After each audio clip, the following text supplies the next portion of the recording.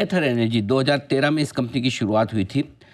Electric two wheelers और software और साथ ही चार्जिंग इंफ्रा स्मार्ट एक्सेसरीज बनाने का कंपनी करती है कारोबार। इसकी प्रोमोटर कंपनी है हीरो मोटोकॉर्प, जिसे आप जानते पहचानते ही हैं। टेमासेक और टाइगर ग्लोबल जैसे दिग्गज निवेशकों का भी यहाँ पर इन्वेस्टमेंट है।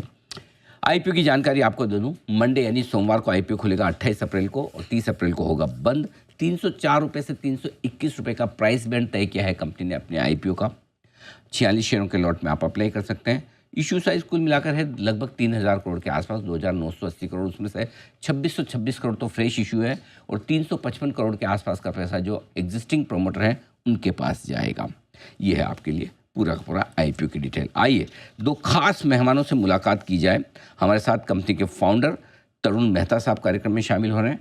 कंपनी के प्रोडक्ट्स, कारोबार और ग्रोथ की जिम्मेदारी तरुण मेहता साहब की है और आईआईटी मद्रास से आपने इंजीनियरिंग डिज़ाइन में बैचलर्स और मास्टर्स दोनों डिग्री हासिल किए और इलेक्ट्रिक व्हीकल सेक्टर का 10 साल का अनुभव उनका है। सेक्टर भी 10 साल ही पुराना है, जाहिर सी बात है। और सोहिल पारिक साहब भी हैं। आप 2022 से कंपनी के साथ हैं। 2024 में आप कंपनी के सीएफओ बने हैं। आपने गुजरात यूनिवर्सिटी से कॉमर्स में ग्रेजुएशन किया और एलएलबी की डिग्री भी हासिल की है। Waste to energy, pharma, market research, business process outsourcing जैसे कई सेक्टर्स में काम करने का अनुभव पारिक साहब का है। आप दोनों का बहुत बहुत स्वागत है। धन्यवाद हमें समय देने के लिए।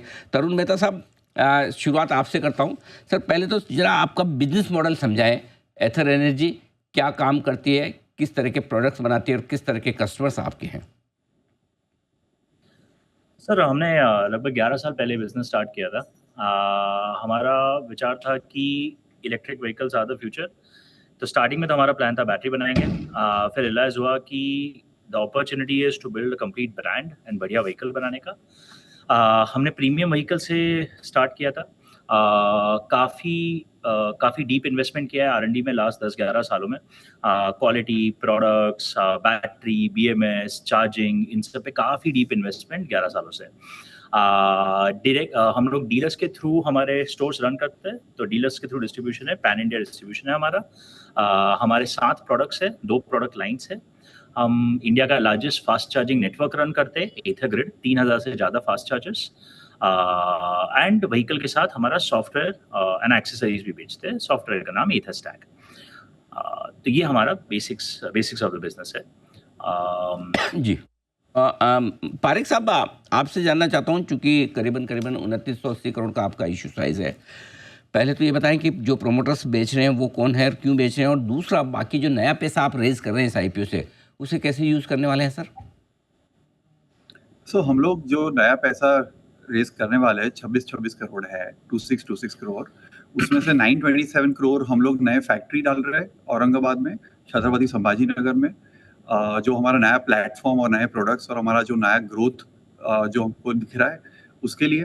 और हम 750 करोड़ R&D में, रिसर्च एंड डेवलपमेंट में स्पेंड करेंगे।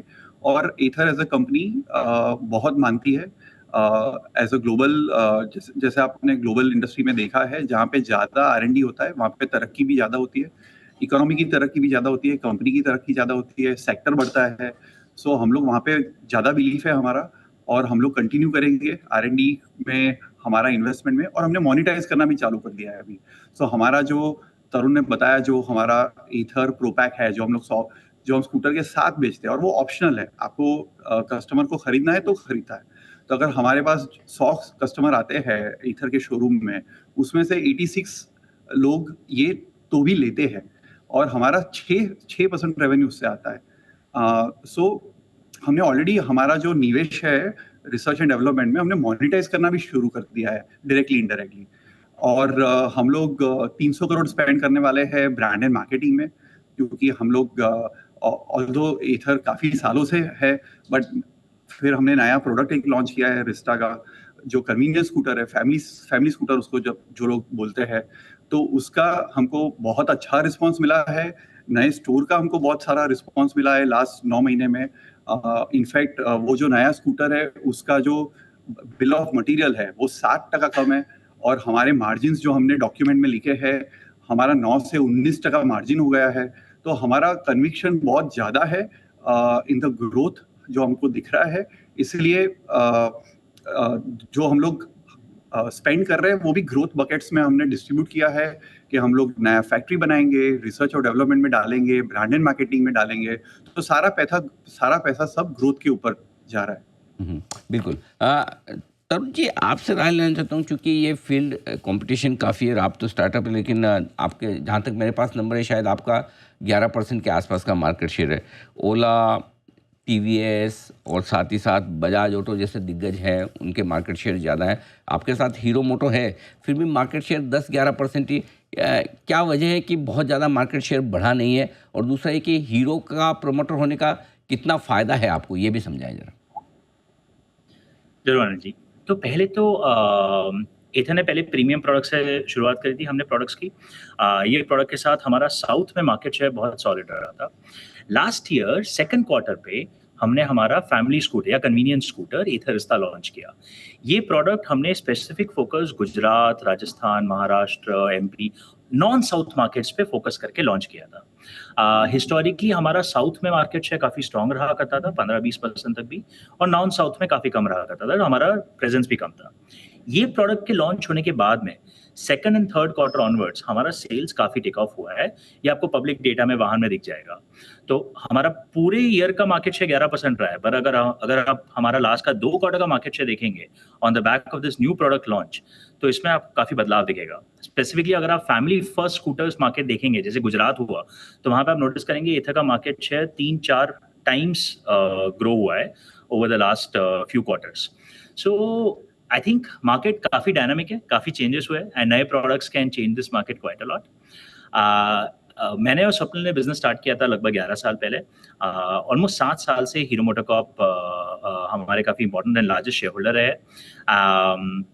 उन्होंने हमारे हर राउंड में पार्टिसिपेट किया है एंड काफ़ी उनका बैकिंग रहा है। However, कंपनीज पूरी इंडिपेंडेंट है। Hero MotoCorp and Ather are completely independent companies, एकदम अलग फोकस, एकदम अलग प्लेटफॉर्म से हमारे फंडामेंटली। तो operationally companies are not the same, they are not involve, they are not engage, and Hero MotoCorp has been an amazing partner over the last several years. ठीक बात है। पारिक साहब, आपसे राय लेना चाहता हूँ, क्योंकि इलेक्ट्रिक व्हीकल की पूरी इंडस्ट्री ही काफ़ी हद तक गवर्नमेंट सब्सिडी पर डिपेंडेंट है। ये बताएं कि आपके लिए सब्सिडी कितनी ज़रूरी है? कई बार बीच में बातें चलती है कि कहीं सब्सिडी गवर्नमेंट बंद कर सकती है, ख़त्म कर सकती है। यदि ऐसा होता है, तब भी क्या बिजनेस सेल्फ सस्टेनेबल है, आराम से चलेगा? कैसे देखते हैं आप?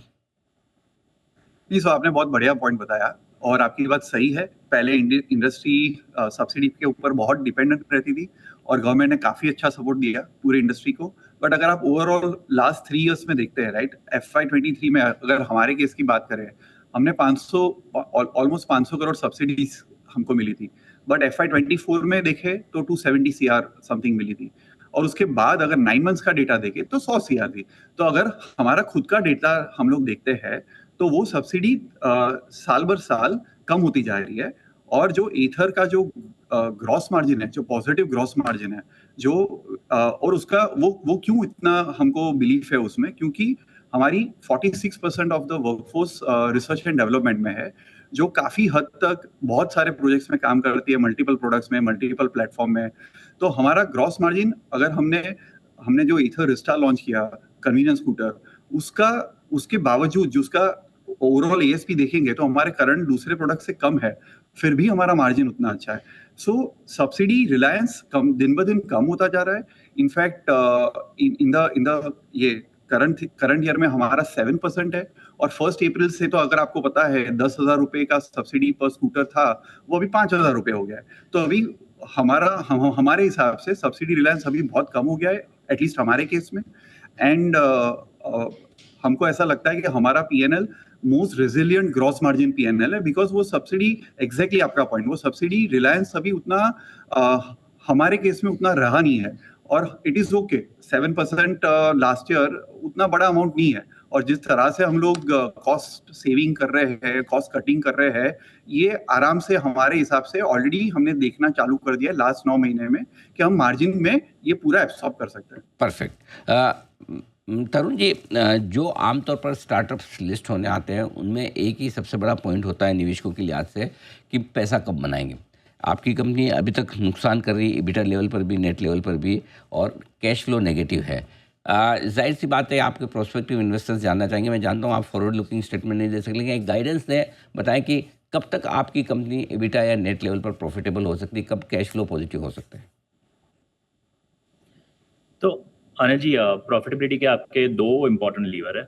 एक आपका यूनिट इकोनॉमिक्स कैसे ट्रेंड हो रहा है, आप वहाँ पे कितना पैसा बना पा रहे हैं ग्रॉस मार्जिन पे, एंड दूसरा आपका वॉल्यूम ग्रोथ ट्रैजेक्टरी कैसा दिख रहा है। तो अगर आप हमारा FY25 का 3 क्वार्टर्स का डेटा दिखेंगे, सोहेल भी वही बता रहे थे, हमारे ग्रॉस मार्जिन्स काफ़ी बढ़िया ट्रेंड हुए हैं। हमारे gross margins more than double, they have gone from 9% to 19%। And ये इक्का दुक्का एक आध महीना एक आध क्वार्टर का डेटा नहीं है, पूरे 9 महीने का डेटा है। एंड ये क्यों हो पाया है, तो हमने प्रोस्पेक्टस में भी इसके ऊपर काफ़ी अच्छे डिटेल में एक्सप्लेन किया है। क्योंकि ओवर द लास्ट 3-4 साल में हमारी इंजीनियरिंग टीम्स ने almost 31% material cost reduction drive किया है हमारे व्हीकल में। इनफैक्ट FY24 तक ये नंबर आई थिंक 25 से 26% था, जो बढ़ के सिर्फ 3 क्वार्टर में 31% हो गया है। तो आप एक ट्रेंड नोटिस करेंगे कि हमारी teams because of focused engineering work done grounds up from here in India, every quarter cost कम कर पा रही है। तो इसके कारण हमारा ग्रॉस मार्जिन काफी बढ़िया ऊपर ट्रेंड हुआ है। एंड अब क्योंकि सब्सिडी भी ऑलमोस्ट नहीं के बराबर ही रह गई है, तो वो वेरिएबिलिटी भी काफी हमारे लाइफ में कम हो गई है। ऐसा नहीं है कि यार अगर सब्सिडी अगर बढ़ गई या कम हो गई अगले क्वार्टर तक क्या होगा, वो अब उसका 2-3-4% ही कंट्रीब्यूशन रहा है टॉप लाइन में। दूसरा, आगे का अगर मैं ऑब्वियसली गाइडेंस नहीं डिस्कस कर सकता, बट अगर आप आगे का ट्रैजेक्टरी देखिए हमारे ग्रॉस मार्जिन्स का, सो अभी हम LFP बैटरीज पे काम कर रहे हैं। Introduction of LFP over NMC lithium ion chemistry. LFP batteries are generally cost effective in the market. दूसरा, हम एक हमारे नए स्कूटर प्लेटफॉर्म पे काम कर रहे हैं, EL scooter platform, which is also, and हमने उसको प्रोस्पेक्टस में समझाया कि it is a more cost effective platform.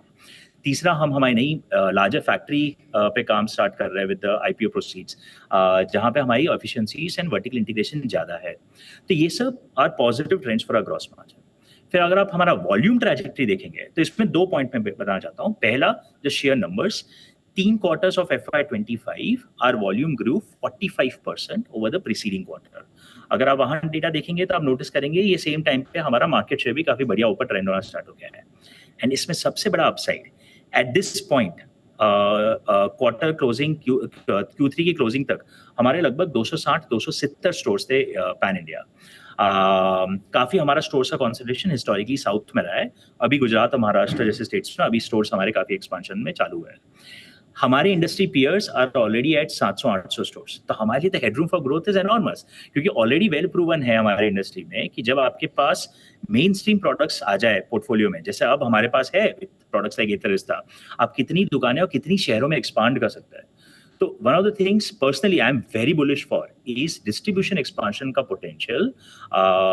Specifically हमारे मॉडल में जो डीलर ऑपरेटेड मॉडल है, तो वहाँ पे स्केलेबिलिटी आसान है। स्केलेबिलिटी बिना कोई केपेक्स के, बिना कोई एडिशनल खर्चे के लिए होती है हमारे, and with strong partners, strong dealer partners like we have across the country now, काफी आसानी से होनी चाहिए। तो वॉल्यूम ग्रोथ काफी सब्सटैंशियल हुआ है इवन विद रफली the existing stores, and headroom for growth with existing stores is enormous. So this is what gives me confidence। आप ये दोनों को साथ में रखें, ग्रॉस मार्जिन का पोटेंशियल एंड वॉल्यूम का अपसाइड, कि I am feeling very bullish about overall profitability.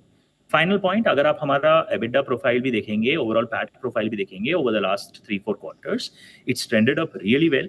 And आपका ग्रॉस मार्जिन का flow through all the way to EBITDA and PAT, आपका ऑपरेटिंग लेवरेज का flow through all to EBITDA and PAT आपको काफी clearly दिख जाएगा। Perfect. एक सवाल मैं पारिक साहब आपसे लेना चाहता हूं, क्योंकि आपने कहा भी कि 900 करोड़ से ज़्यादा आप नया प्लांट लगाने में आप निवेश कर रहे हैं। मैं आपके वित्त वर्ष 2024 की कैपेसिटी यूटिलाइजेशन के लेवल्स देख रहा था। आपके व्हीकल प्रोडक्शन में 39% है, 29% है, और बैटरीज में 41% है। तो अभी भी आपका कैपेसिटी यूटिलाइजेशन काफ़ी कम है, फिर उसके बावजूद क्यों और नई कैपेसिटी बनाना चाहते हैं? जी सुनील जी, उसमें कैसा होता है कि आपको फेस्टिव के लिए हमारी इंडस्ट्री में आपको कैपेबिलिटी और आपकी कैपेसिटी चाहिए। तो अगर सबके आप इंडस्ट्री में, पूरे इंडस्ट्री में देखिए और हमारे हिसाब से हमारा आप वॉल्यूम भी देखिए जो वाहन में भी अवेलेबल है, राइट, वो हमारा काफ़ी हद तक हमारा फेस्टिव में हमारा कैपेसिटी यूटिलाइजेशन हो गया था।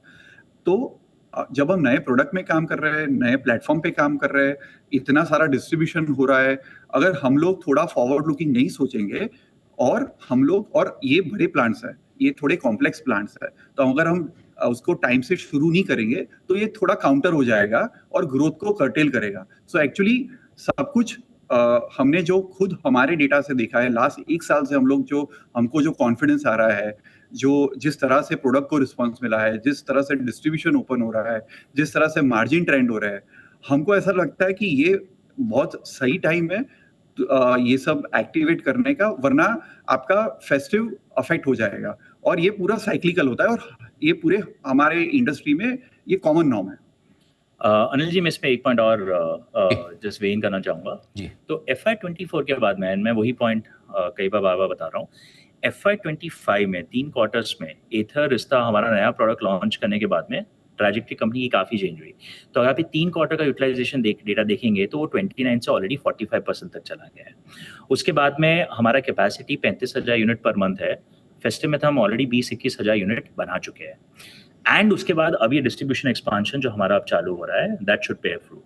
सो वी फील बड़ी बुलिश। हमारी इंडस्ट्री वैसे भी काफ़ी अच्छी स्पीड से ग्रो हो रही है एंड एथर उसमें फास्टर ग्रो हो रहा है क्योंकि हमारा मार्केट शेयर गेन हो रहा है। सो वी फील बड़ी बुलिश कि और कैपेसिटी की जरूरत पड़ेगी, स्पेशली क्योंकि हम नए व्हीकल प्लेटफॉर्म्स बना रहे हैं जिनका प्रोसेस और सिस्टम्स अलग रहेगा। सो काफ़ी very very excited about the नई फैसिलिटी जो औरंगाबाद में। और जो हमारा करंट फैसिलिटी है, एक और पॉइंट मैं आपके सामने रखना चाहता हूँ, जो होसूर का हमारा फैसिलिटी है वो एक रेंटेड प्रीमिसेस में है एंड सो हम लोग कंटिन्यू करेंगे वो फैसिलिटी को भी ग्रो करने, क्योंकि वो भी हमको उन्होंने बढ़िया सपोर्ट मिला है हमको, वहाँ के इकोसिस्टम का, वहाँ के वेंडर्स का, वहाँ के गवर्नमेंट का। तो हम लोग वहाँ पे भी हमारा एक कैपेबिलिटी सेंटर बन गया है। सेम अभी हम लोग जो नॉर्थ साउथ मार्केट को कैटर करना है, तो हम लोग इसलिए हमने छत्रपति संभाजी नगर का लोकेशन चुना था, सो दैट नया प्लेटफॉर्म, नया प्रोडक्ट जो इसको कॉम्प्लीमेंट करेगा और हमको ज़्यादा मार्केट हम वहाँ से नज़दीक से हम लोग कैटर कर पाएंगे। Okay, perfect. तो ये है आपके लिए एथर एनर्जी। बहुत बहुत धन्यवाद मेहता साहब आपका, और साथ ही पारेख साहब आपका भी बहुत बहुत शुक्रिया आज IPO पर अपनी पूरी राय हमारे दर्शकों के सामने देने के लिए, पूरी जानकारी देने के लिए।